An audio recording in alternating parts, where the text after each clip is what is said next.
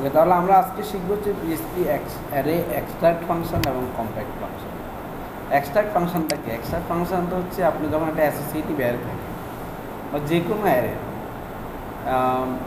কিগুলোকে variable বানাতে চান, মানে আপনার একটা অ্যারে আছে, এটাকে যদি এক্সট্রাক্ট করেন এটা ইন্ডেক্সগুলো ভেরিয়েবল হয়ে যাবে। কী হবে? ইন্ডেক্সগুলো। তাহলে যেমন দেখেন, আমি একটা এক্সাম্পল যদি দেখি, এরকম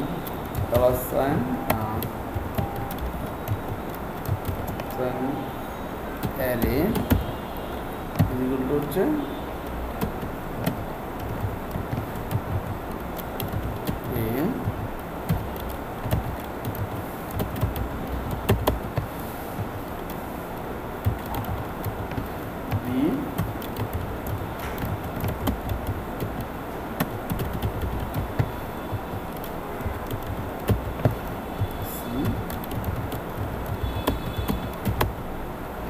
এই যে একটা অ্যারে আছে, হ্যাঁ, এটাকে যদি আমি এখন অ্যারে এই এক্সট্রাক্ট করি,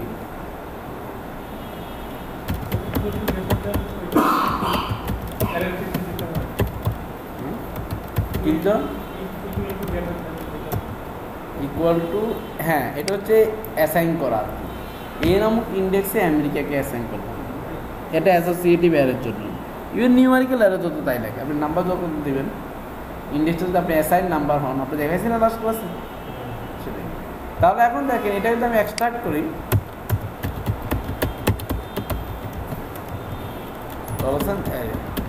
ঠিক আছে।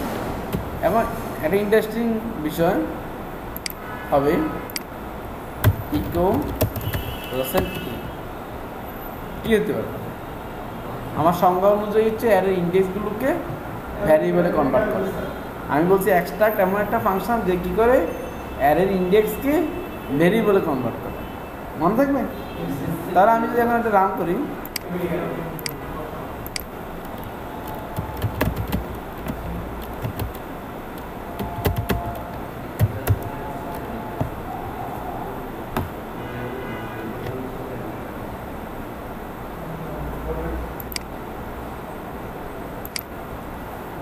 কি দিলাম, অ্যারে দিকে হচ্ছে যেমন কি চালু আছে, এক্সট্রাক্ট অ্যারে ইকো এ।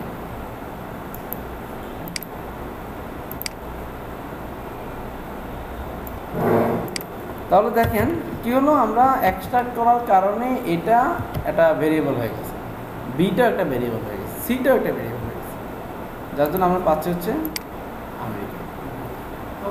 তখন আমি সেভ করিনি আসলে, বি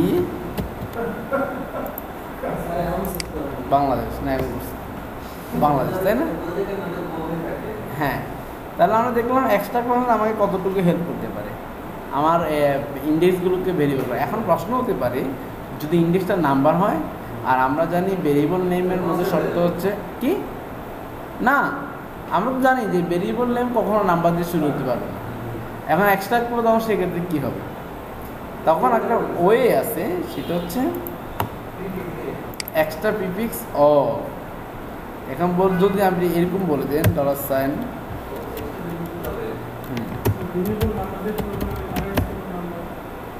মানে ভেরিয়েবল নেম কি কখনো নাম্বার হয়? আন্ডারস্কোর দিতে পারেন, তো নাম্বার দিয়ে শুরু হলো না, লেটারও তো আন্ডারস্কোর দিয়ে শুরু হতো। Array two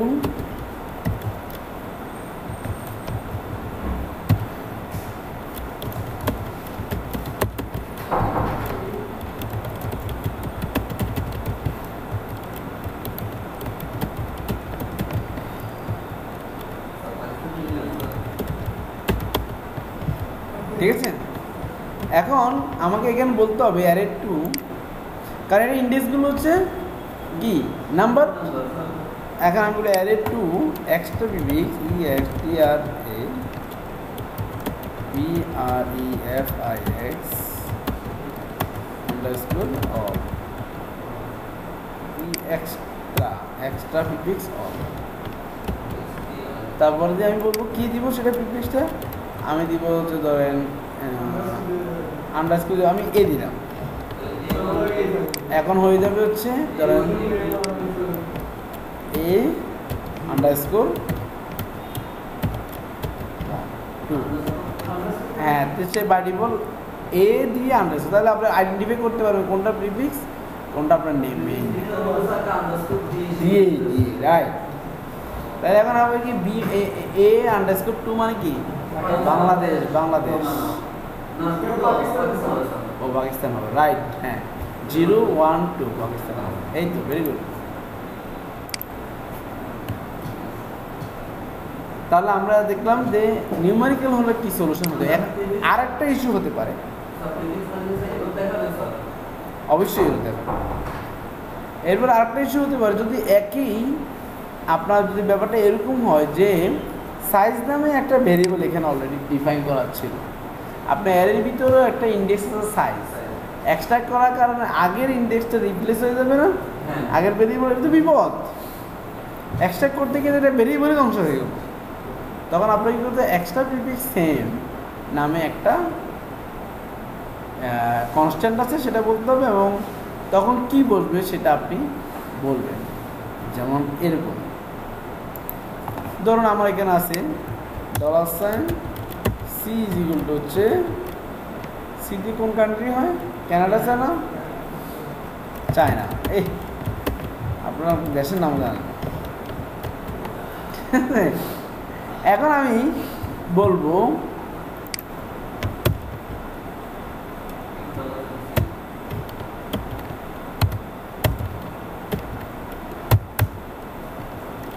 extract dozen array, কোথায় যাব, এক্সট্রা প্রিফিক্স সেম, সেটা কি ধরে দিলাম আমি, ধরুন আমি দিলাম x। এখন তাহলে কী হবে, এই যে ইকো যদি এখন সি দেই, খেয়াল করেন কি আসবে, চায়না না Canada, x underscore C, Canada তো আসবে এক্স আন্ডারস্কোর সি, আর সরাসরি চায়নাটা আমার কানাডা সি এ দিয়ে আছে। আর যদি C underscore x underscore C দিই, বাহ অ্যান্টিনা ভর্তি হয়ে গেছে, নো প্রবলেম। বিষয়টা হচ্ছে আপনি একটা অ্যারে আছে যেখানে একটা ইন্ডেক্স সি আছে, এক্সট্রাক্ট করলে সিটা কী হবে, $C হয়ে যাবে, এটা তো মানেন এবং বিশ্বাস করেন। কিন্তু এর আগে $Cতে একটা ভেরিয়েবল অ্যাসাইন করা ছিল, তাতে এই ভেরিয়েবলটা রিপ্লেস হয়ে গেছে এই ভেরিয়েবল দিয়ে, তাই না? এখন এটার থেকে বাঁচার জন্য আমি বলে দিলাম এক্সট্রা প্রিফিক্স সেম নামে যদি কোনো প্রিফিক্স ইন্ডেক্স থাকে যেটা ভেরিয়েবল অলরেডি ডিফাইন করা হয়েছে, সেটাকে একটা প্রিফিক্স অ্যাড করে দিলাম।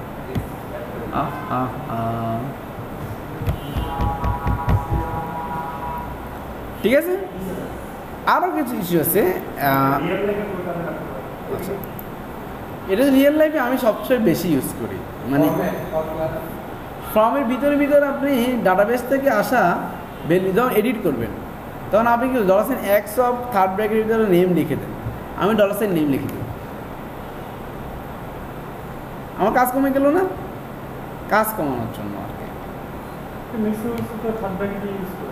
ম্যাক্সিমাম থার্ড ব্র্যাকেট না, যারা জানে না তারা থার্ড ব্র্যাকেট ইউজ করে, তারা জানে না বলে বেশি কোড। হ্যাঁ হ্যাঁ, টিউটোরিয়ালগুলো তো ম্যাক্সিমাম হচ্ছে ওই টাইপের আসবে। হ্যাঁ না না না, ইউটিউবে তো আসে ওগুলো বেশি, যে থার্ড ব্র্যাকেট দিয়ে দেখাচ্ছে। এই জন্য তো মাস্টার কাছে দরকার মাঝে মধ্যে, বুঝেন নাই? উনি বলছেন যে আমি তো স্যার সবসময় দেখি এরকম যে কানাডাকে দরকার ইকো $অ্যারে অফ সি, উনি দেখে আসতেছে এরকম, উনি তো কখনোই দেখে আসে না ইকো $x আন্ডারস্কোর সি, যেটা এটা তো উনি কখনোই দেখেন না, বা $a আন্ডারস্কোর 2, এটা কখনো উনি দেখেন না, বুঝতে পারছেন? তো ঘটনা হচ্ছে ওখানে তো কমন প্র্যাকটিসটা সবসময় দেখা যায়। হ্যাঁ, কমন প্র্যাকটিস।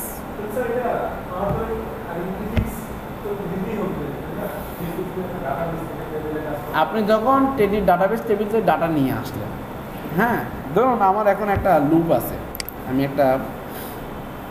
আমার একটা ক্লাস আছে ছেলেপেলের জন্য করছিলাম, এটা ইউজ করি হিস্ট্রি 1 এর ডাটাবেস। হ্যাঁ,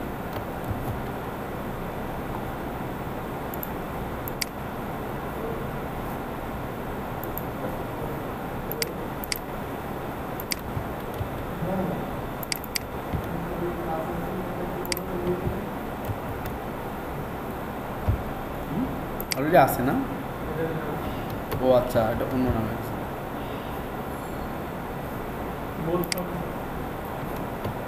বহুত কি করতে হবে?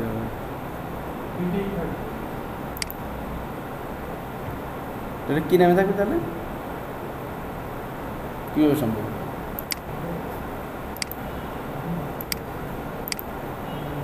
ওকে,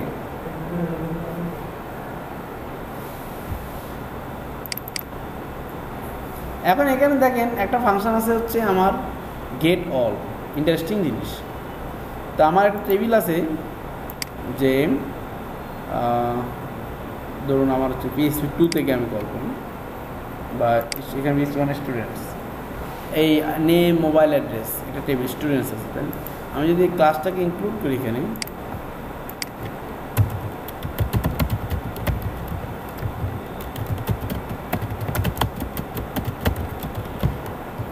এখন যদি আমি বলি all students $x of get all students কি চাই? সব চাই। এখন দেখেন for each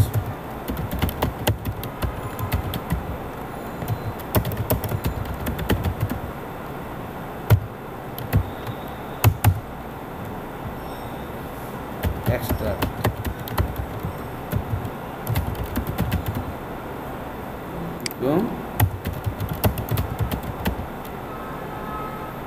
name break,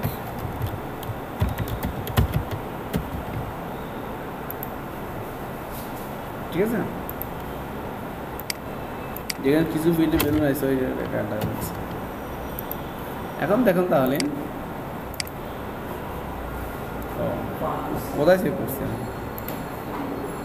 এটা হচ্ছে এক ফাংশনসের মধ্যে // ঠিক আছে?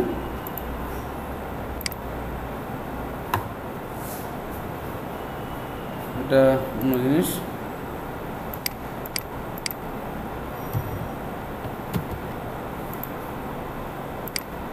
তাহলে আমাকে বলেন কি এইটা সহজ নিয়ম, নাকি আমি $sign student of single quote name এটা সহজ? সবই এরকম ভেরিয়েবল হয়ে যাবে। কোনটা সহজ? আগেরটা সহজ ছিল না, লেখা কম লাগতো না? এখন এখানে এরকম লিখলে তো আমরা এররও হইতে পারে, ভুলও হইতে পারে, ভুল হওয়ার সম্ভাবনাও বেড়ে যায়। হ্যাঁ, এটা হচ্ছে এক্সট্রাক্ট, কোডও কমে যাবে আপনার, তাই না? এটা হচ্ছে কথা।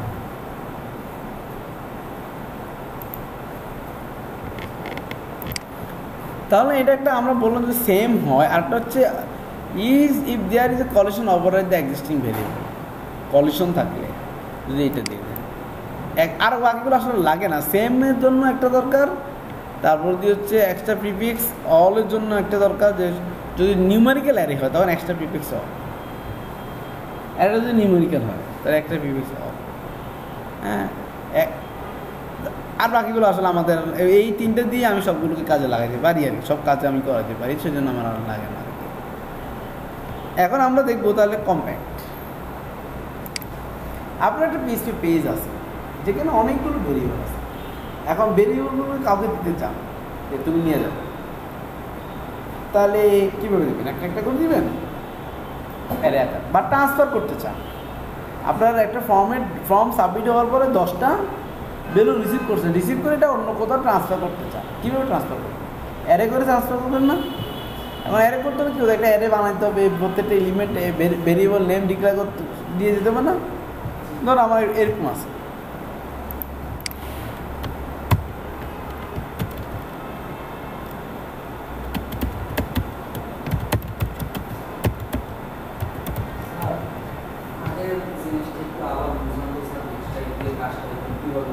কোনটা কিছুই না, তো এটা জাস্ট আমি লুপ চালাই একটা করে, আমি তো এখন ডাটাবেস দেখাই নাই যে একটা করে অ্যারে আসছে, সেই অ্যারেটাকে এক্সট্রাক্ট করে আমি জাস্ট ডলার নেম লিখে দিলে হয়ে যাবে। কারণ কী হচ্ছে, আমার কলাম নেম হচ্ছে নেম, সো নেম হয়ে গেছে। হ্যাঁ, কেন আসবে? কমা দিয়ে অ্যাড্রেস দেন, ডলার অ্যাড্রেস।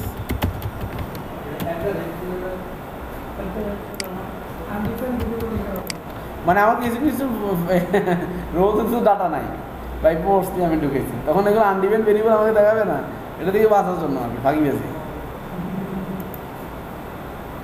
আপনারা তো এরও দেখতে পছন্দ করেন।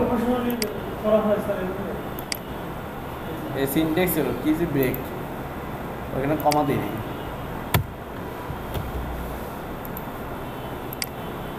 বুঝছেন? যেগুলো অ্যাড্রেস ছিল সেগুলো আসছে, যেগুলো অ্যাড্রেস না সেগুলো আসছে, কিন্তু এরকম হয় না @ সাইন থাকার কারণে। ঠিক আছে, এখন আমরা কম্প্যাক্ট নিয়ে কথা বলতেছিলাম। যখন একটা ফর্ম সাবমিট হয় তখন একটা ভেরিয়েবল আমরা রিসিভ করি। ধর আমার এখানে এই ফর্মে ডিএসপি নেম ইকুয়াল টু হচ্ছে নোরহান, ইমেল ইকুয়াল টু হচ্ছে roni@mail.com,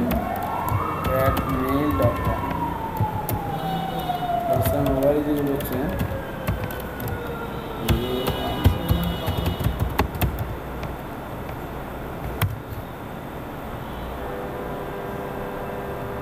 ঠিক আছে। এখন ডলার অ্যাড্রেস,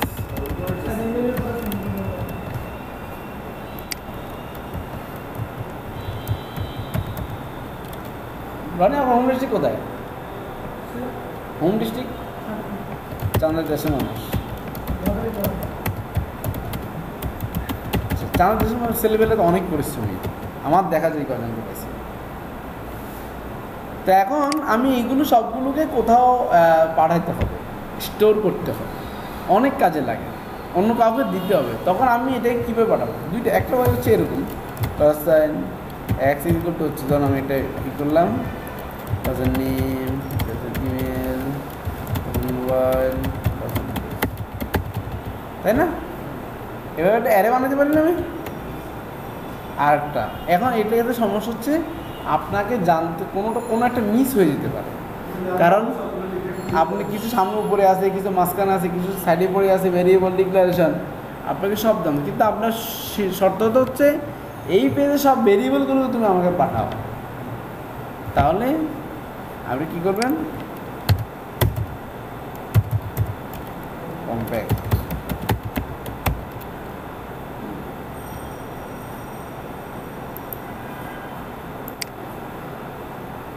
বার নেমস, আমি জাস্ট বলে দিব নেমগুলো বলবো,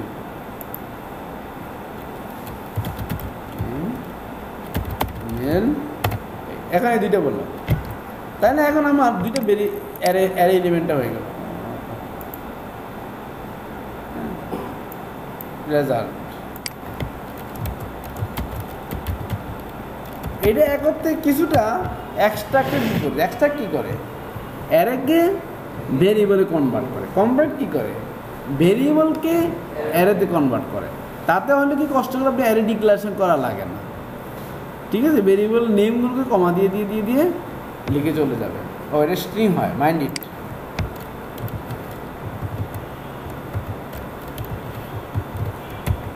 বোঝা যাচ্ছে?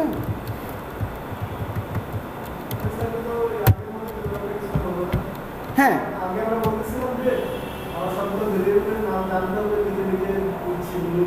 আসলে তাই হয়েছে, এটাও জানতেই হবে। আমি বলছি যে অ্যাকচুয়ালি ভেরিয়েবল নেমকে যখন অ্যারেতে কনভার্ট করতেছেন তখন নেমগুলো জাস্ট কমা দিয়ে দিয়ে লিখে যাবেন। এটা হচ্ছে কম্প্যাক্টের কাজ।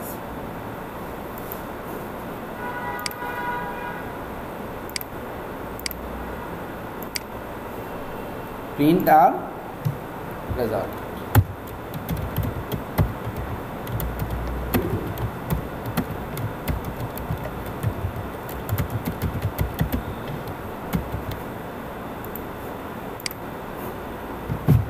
ঠিক আছে না? এভাবে তাহলে কম্প্যাক্ট কী জিনিস, এক্সট্রাক্ট কী জিনিস, আমরা বিষয়টা বুঝলাম। তো কম্প্যাক্টের চেয়ে এক্সট্রাক্টটা আমাদের দৈনন্দিন কাজে অনেক বেশি ব্যবহার হয়। ওকে।